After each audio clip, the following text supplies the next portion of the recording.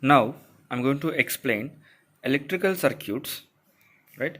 So the first topic is classification of elements, right? The first one is linear and nonlinear elements. So if Vi characteristics follows only one equation of straight line passing through the origin for all the time, then it is said to be linear element, otherwise nonlinear element. That means, see, from these three graphical representations I can explain. See, an element is said to be linear, right? If the element is said to be linear, what is going to be happen?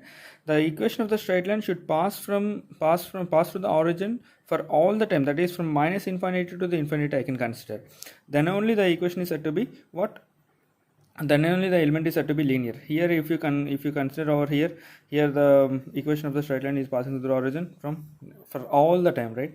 Now, if you clearly see over here, it is passing through the origin, but it is not linear, right? It is not passing through the origin, but it is not linear. For example, I mean, see, there is a bending in the curve, so it is a non-linear curve, right? So this is about the linear and non-linear equations, non-linear elements. Next is active and passive elements. So active elements delivers net amount of power into the power to the circuit, and passive elements dissipates power, right?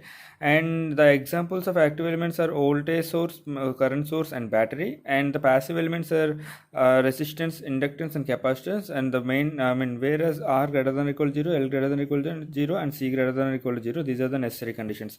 The very important points you have to remember here is, if the graph contains positive slope, then the element is passive, and if the graph contains negative slope, then the element is active. Let me explain this, right?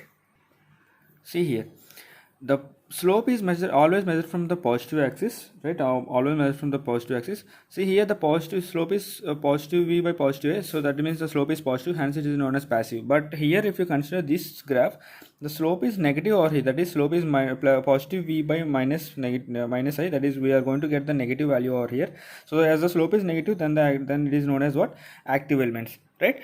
So in this way you have to remember, right? So another one thing is, if the graph lies in first and third quadrants, right? If the graph lies in first and third quadrants, then it is known as passive elements.